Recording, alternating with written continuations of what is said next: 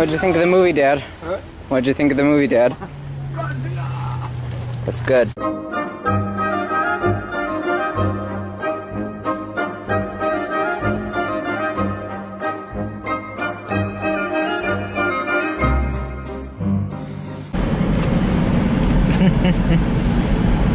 Oh boy. Nothing, just doing that. Hi, Dad. Hey, Sean, what's up? Godzilla! Godzilla. Alright,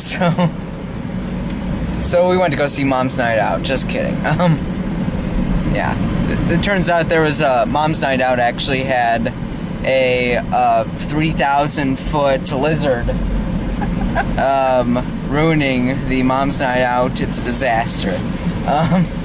And then I forget, Sean Ashton in the film gets his jaw made wide open, and then the 30,000-foot lizard basically tells him Goonies can die and just shoots a beam through him. And it's the most epic thing ever. That was an electromagnetic pulse. Oh, yeah. That's true. EMP, electromagnetic pulse. Mm-hmm. Godzilla! Dad, you're a fan of the movies, aren't you? Yeah, I would recommend that. I would give that 4 stars for a little pre-summer escapism. Yeah. I highly recommend it. Yeah, I actually really like the movie too. I wouldn't say it's like the best film I've seen this year so far. I mean, it's I give it a solid 8, I would say. I would say that's the best film I have seen all night. Yeah. Have you seen any other films today? No. Huh. Godzilla! I would have thought you would have, like, watched Flash Gordon on Encore or something. That would have probably been a better reason for why you would have... No. Godzilla! Yeah. So I actually really wanted to go see this movie. Like I had been on YouTube, and the threads for Godzilla actually gave the film a lot more praise, I would say, than I expected it to. And from what I can understand, it was Toho approved, and pretty much all the Godzilla fans on YouTube approved of it. And I went to go see it, and I could see why. It's I think it's a really good summer film. Like I think this is my first Godzilla film. I've seen reviews of really bad Godzilla films. That's a lot of fish and whatnot. But yeah, this one was car review. This one I think would probably get me into the series. Like it had like good beginner's feel, I would say. Like I might actually watch some of the other like older films because I've heard that Well, CGI is different. Yeah, CGI is different. It looked a lot better than what I've seen from that 1998 film. Yeah, hold on. Yeah, and I've heard from many people that the 1998. Have you seen the 1998 version? No, I have not. It's from the director of Independence Day. It's supposed to be a really good monster movie, but is not a very good Godzilla film. But whatever. I mean, I think the only other monster film I could remember seeing is Cloverfield, which that was a lot of good, I would say. Would you say Jurassic Park is a monster film? That could be a monster film. I mean, I haven't seen Jurassic Park in full. I probably need to, but yeah, I don't know if there's proof that Godzilla actually existed. But I mean, there's proof that dinosaurs existed, but all Godzilla is a dinosaur that's a Chicago bear. Like Urlacher. So like if Godzilla was a football player, he'd be like Urlacher. That's interesting. I would have made a Michael Vick comparison, but I didn't really see Godzilla being all that abusive or whatever. So Bryan Cranston is in the film. I actually, there's a lot of people who've died in this film. I have to say, like, a lot of the stars died early on in the film. Yeah. Like, Bryan Cranston's wife. Oh yeah, Juliette Binoche, I thought she was played by. Yep. Which, she's one of the top credits, and she's only in the film for about, at the most, 10 minutes. Yeah, I would say even, like, not even that, like, 3 minutes at the most. Yeah, she was there she was in the car with him, and she was in the apartment, and then she was in it was 10 minutes, bro. Yeah. It felt like a lot of scenes went on for a while. There's a lot less Godzilla in this film, like from what I've seen in the 1998 film, it has a lot of Godzilla, but this one did not have a lot of Godzilla. Like, what does it remind you of? What's the classic monster film? Two notes. Jaws. And you don't see the shark for a long time, do you? Yeah, that's actually the thing that they did with the 1998 version too. Like, but that's just because it's a marketing ploy to actually try and get people to go see the film. Well, yeah, but I mean, you didn't see much of Godzilla probably for the first hour, and I thought that was a very effective filming technique. Yeah. I mean, he did show up in full in the trailers, which I like that from the trailers, because it's like, okay, they're not gonna try and just hide it until like the big reveal, and I kind of really like that. I mean, I do like movies that do that formula of let's have the big reveal early, not early on to the film, but kind of in the middle of the film. Analyze it a little bit. Yeah. And it's a very effective filming technique. Exactly. It gives, for what little plot there is, as far as from a human point of view, it wasn't totally dominated by the computer effects. Yeah. There was a kind of a plot line. It wasn't a great plot line, but there was a plot line. Yeah. They gave the characters a chance to develop. Although, I thought Bryan Cranston was a little over the top. Yeah. Well, it's Bryan Cranston. I've seen Bryan Cranston's work. I think he's a good actor. Like, I liked him on the old Malcolm in the Middle show, and from what I've seen on Breaking Bad, he's a lot more underplayed, I would say. Yeah. Yeah. He's the one who roars. I do think, from what I can understand, that the third Olsen twin, who managed to actually get an acting career, is in this film. Who's the love interest? Is that one of the Olsens? Not Mary Kate and Ashley, like Elizabeth Olsen. Oh, was she one of their sisters? Yeah, she was in Martha, Marcy, May, Marlene, and she actually managed to get an acting career. So, good for her. There's the plot of the movie is that it's pretty much this family. Well, there's not much Godzilla in the film, but the plot of it is that there's this family, who, like, it's Bryan Cranston and Juliette Binoche, but Juliette Binoche dies really early on to the film due to not being able to escape a room filled with poisonous gas, like poisonous radioactive gas, right? Yeah. And so 15 years later, Bryan Cranston is this crazy conspiracy theorist. Truther. Yeah, truther. Yeah. If you want to find out more about about 15 years ago in 1999, go to Godzilla.com. Or I don't even know what the name of that giant spider thingy. I think it was Mothra. Mothra's the butterfly, I think. Well, they were male and female, so. Yeah, true. I think there'll be animal rights protests because they killed all the baby Mothras. Oh no, they killed the baby Mothras with gasoline. Yeah, it's a little bit more tame than my Michael Vick reference, but whatever. So, I'm gonna pause this for a second. Oh wow, it got so dark it thought that the lens cover was closed. It seriously thought the lens cover was closed. We probably should need to be quiet when we get home. Mom's sleeping probably? I'm sure she is. She said she was going to go to bed at 7:30. I don't think she was serious though. Alright, so let's see. Okay. Yeah, I can't see anything. So here's the road. So the main character, Ford, what's his name, right? Yeah. Ford goes to see his dad in Japan, who is trespassing territory.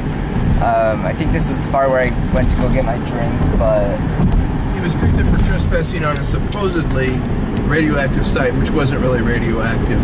They were using that as a cover to conceal the Mothra larva. Ah, okay.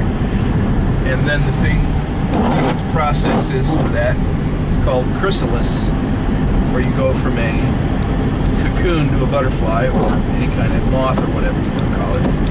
Mm-hmm. So it goes from a cocoon to a chrysalis, and it comes out of that, and then it pretty much kicks ass and takes names. All right. And that was the female one. Yeah, there's a male and a female, right? Right. The female one, you notice the plot line here. Because the female one, what? Can't get out of Japan unless it what? Can fly. Right. Because it doesn't swim. So the male is in Nevada. Yeah, and that's where they hook up. And they go out on it's like a computer date kind of thing. That actually kind of made me laugh because I was actually reminded of that one film, WALL-E. You know what? Yeah.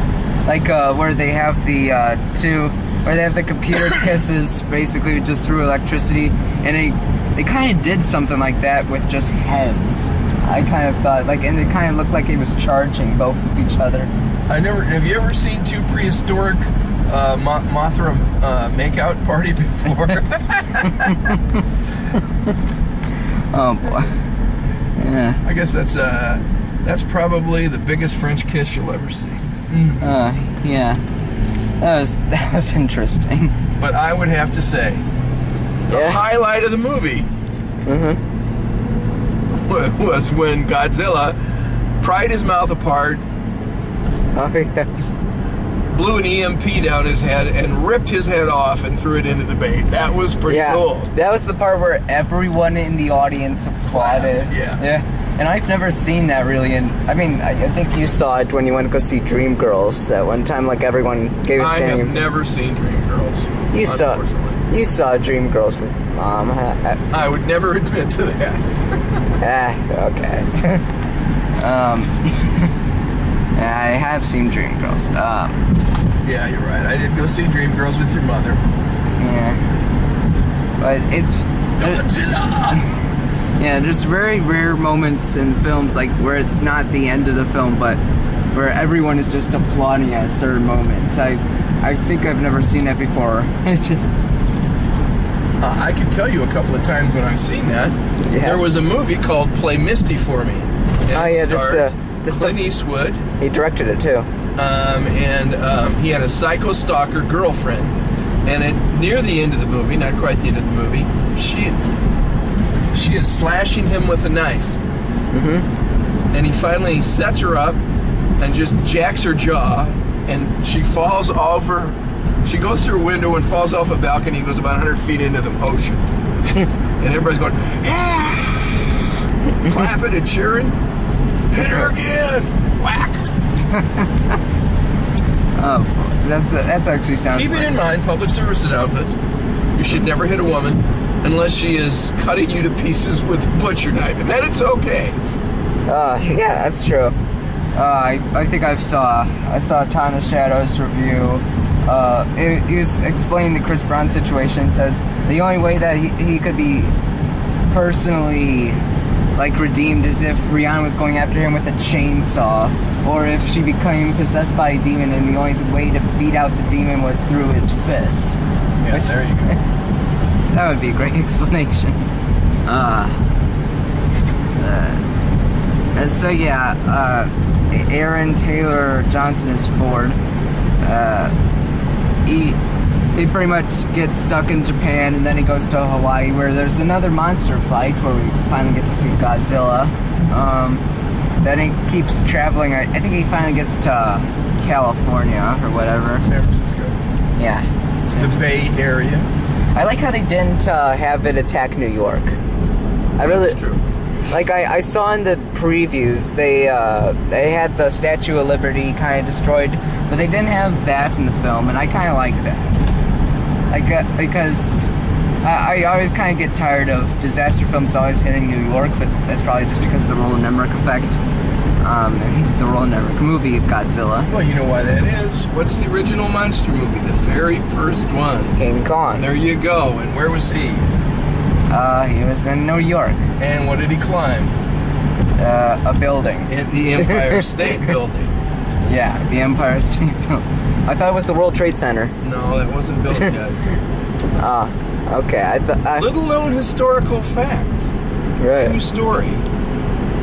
In 1944, There's a bomber, a plane, crashed into the Empire State Building, took out 4 floors, and the building did not collapse. It was foggy, and they flew right into it. That's interesting. I actually knew that already, but it's still, I always kind of found that pretty interesting. That it never collapsed. Yeah. Yeah, so, it's pretty much sets it up for a sequel. Godzilla, of course, wins against the 2 Spider Mothra. I will tell you one thing, though. As soon as I saw that watch, I knew what it was. I don't know if you heard me or not in the movie theater. What?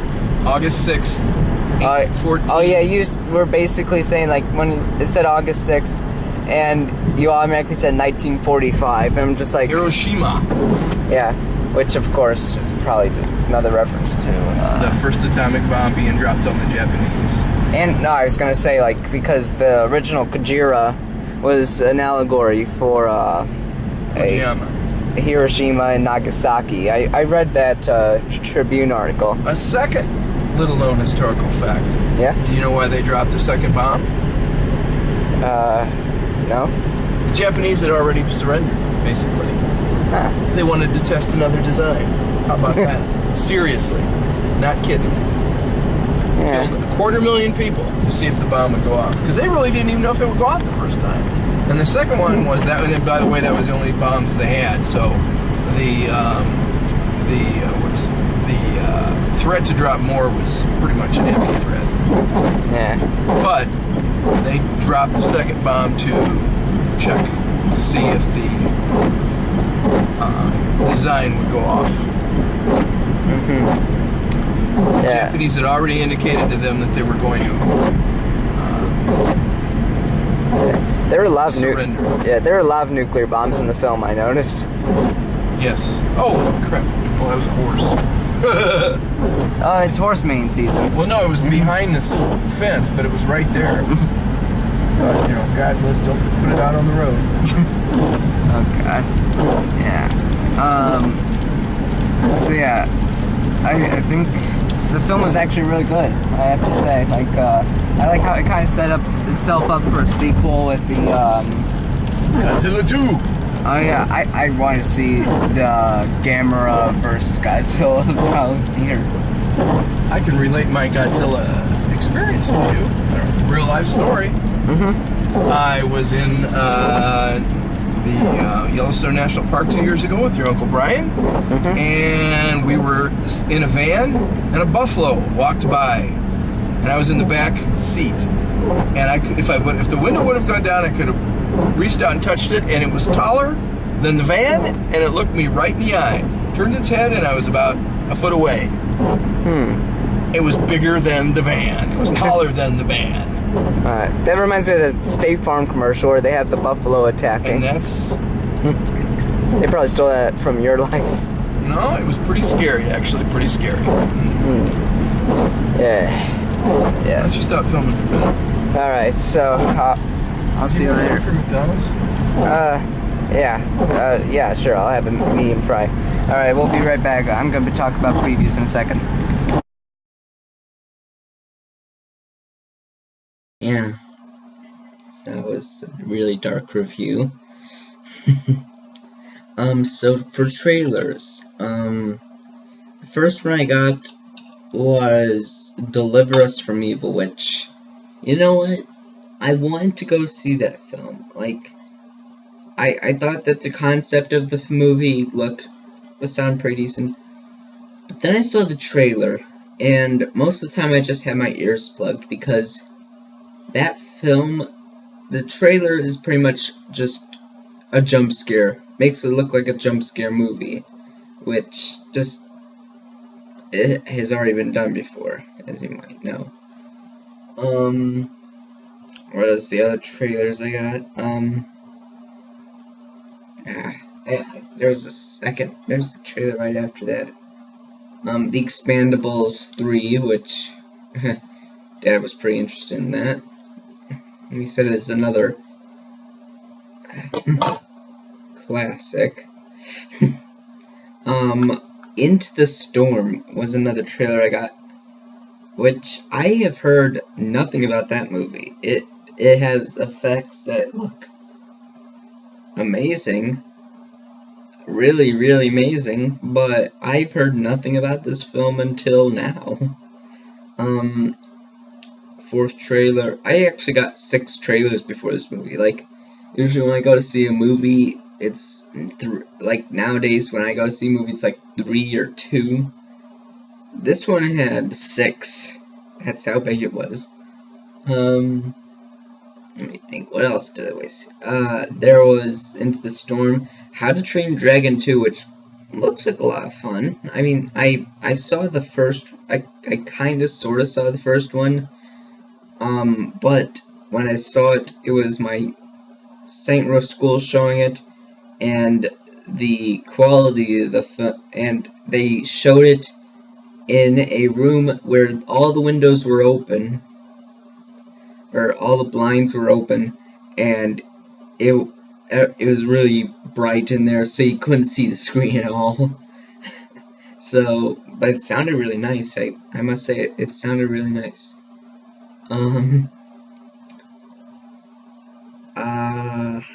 What was the other one? Maleficent again. You know what? I'm going to go see that film. But I'm getting really sick of seeing the trailer for that film. I've seen it in front of Transcendence, Heaven is for Real, and now this movie. Oh wait, I forgot to mention. I actually went to go see this film in 3D, and I should probably talk about how 3D was. The 3D was okay. There wasn't really anything coming right at me. It looked more like a film that had many layers, which I guess I do like those sorts of 3D films, but it's not. I mean, it was an okay for. It looked. I think I like the 3D in this film because like the 3D nowadays kind of makes films look a lot sharper, in my opinion, which made this film look like HD TV quality. What was the 6th trailer I saw? I saw that same trailer for Edge of Tomorrow I got in front of Transcendence, which still have no opinion on that movie. So yeah, my first Godzilla movie. I really enjoyed it. I really enjoyed it. I'm sorry if I didn't talk about much of the film in the review with Dad. I tried my best. The effects were incredible. The human story was kind of underplayed, but it still had some substance and development. Godzilla wasn't in the movie that much, I must admit. Like, he was not in the movie that much. Overall, it was a very entertaining summer film. I really enjoyed seeing it. It was like 8 out of 10. Well, that was a quick portion for the end. I should probably talk about the films I'm going to do next and other reviews. So yeah, I'm going to be working on the Look Before You Sleep review a lot soon. It's coming out this month. It maybe even this weekend. I'm not, but no promises. For for films, I may or may not do a review of The Amazing Spider-Man 2 because I already kind of missed out on that. I might do a review of the Jon Favreau movie Chef if it ever comes into Bourbonnais or Wilmington or whatever.